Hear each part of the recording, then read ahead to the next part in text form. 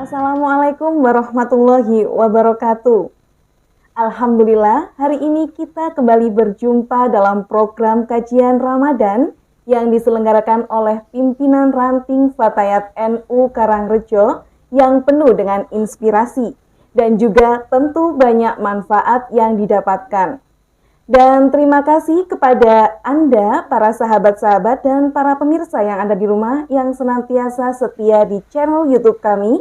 Hari ini kita akan berbagi info kesehatan dengan tema tips puasa bagi penderita penyakit MA. Dan tentu hari ini saya tidak sendiri karena saya ditemani oleh narasumber yang cantik yang tentunya sudah berkompeten dalam bidang yang akan kita bahas dalam program Ramadan kali ini. Beliau adalah sahabat Dr. Sinta Apriliana. Kita sapa terlebih dahulu ya. Assalamualaikum sahabat Sinta. Waalaikumsalam warahmatullahi wabarakatuh. Bagaimana kabarnya hari ini? Alhamdulillah sehat. Lancar ya puasanya? Alhamdulillah. Dokter, seperti yang kita ketahui bahwa selama berpuasa di bulan Ramadan ini terasa berat apabila orang tersebut memiliki atau menderita penyakit MA. Dan orang yang menderita penyakit MA ini kerap sekali dianjurkan untuk tidak melewatkan waktu makan. Namun bukan berarti orang yang sakit MA ini tidak boleh berpuasa.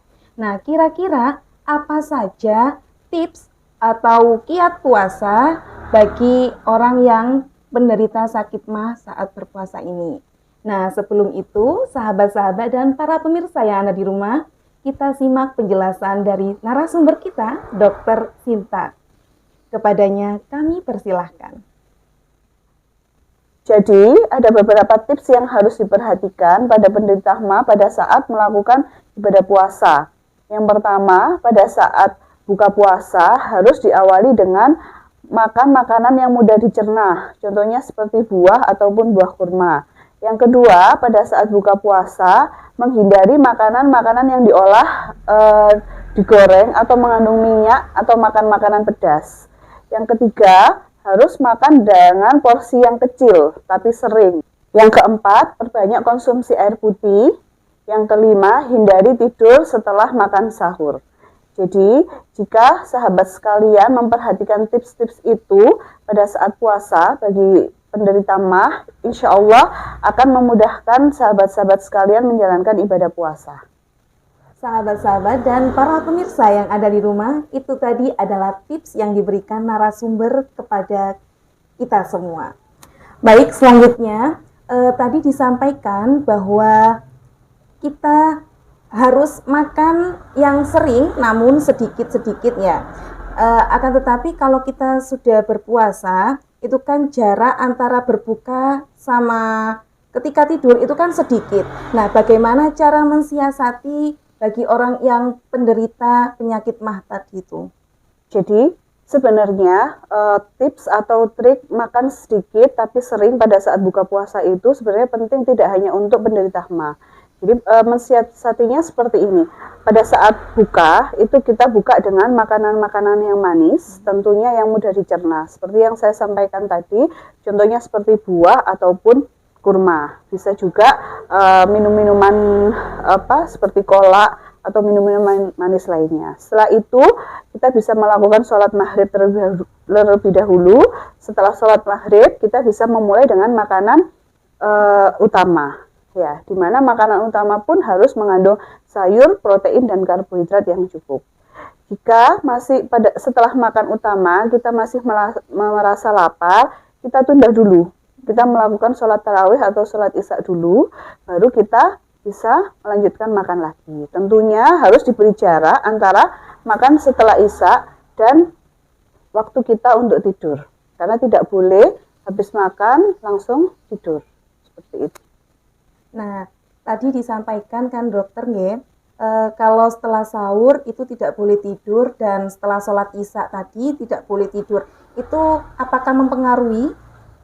Ya, jadi mempengaruhi karena tidak hanya makan sahur ya. Jadi setelah makan isya, setelah sholat isya kita makan itu nggak boleh langsung tidur. ataupun setelah makan sahur itu tidak boleh langsung tidur, harus diberi jeda antara 2 sampai 3 jam. Jadi kenapa kok tidak boleh? Karena kita harus memberi jeda untuk lambung kita atau pencernaan kita untuk mencerna makanan. Karena kalau tidak, dia akan mengeluarkan gas atau mengeluarkan hasil cerna itu untuk naik ke atas.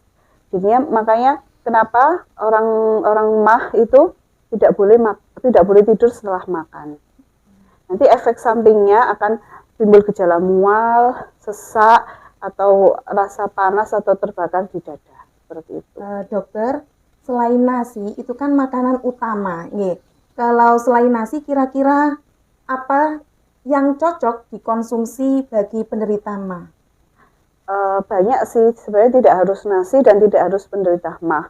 Jadi ada beberapa, nasi itu kan karbohidrat ya. Ada beberapa karbohidrat pengganti nasi yang bisa dikonsumsi pada saat buka puasa ataupun sahur. Salah satu contohnya bisa kentang, jagung, atau umbi-umbian, itu bisa. Asalkan bukan mie ya. Mie memang termasuk karbohidrat, tapi tidak disarankan untuk dimakan sebagai pengganti nasi pada saat buka puasa dan sahur. Seperti itu.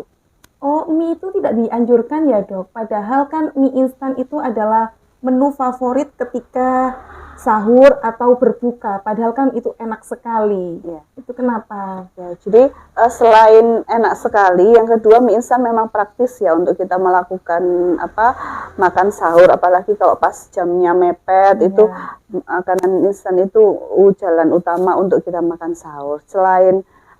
Jadi kenapa kok tidak dianjurkan, meskipun tidak puasa sih sebenarnya memang kurang dianjurkan untuk mengkonsumsi mie instan ya, karena yang pertama itu dia kandungan garam atau natrium di dalam bumbu mie instan itu kan terlalu tinggi. Jadi pada saat kita puasa kan kita tidak boleh makan dan minum dalam jangka waktu yang lama. Nantinya akan memicu keluarnya lendir, akhirnya kayak timbul rasa tidak enak di tenggorokan.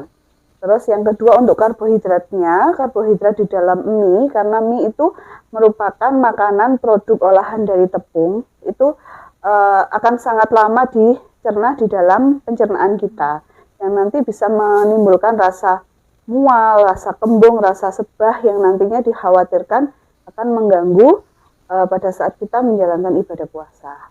Dokter, tidak terasa kita berada di menit-menit terakhir. Sahabat-sahabat dan para pemirsa yang ada di rumah, itu tadi adalah tips yang diberikan atau yang disampaikan narasumber kita pada kajian Ramadan kali ini. Semoga apa yang disampaikan narasumber kita pada hari ini dapat bermanfaat bagi kita semua. Dan semoga puasa kita di bulan ini diberikan kelancaran dan dipertemukan Ramadan-Ramadan berikutnya.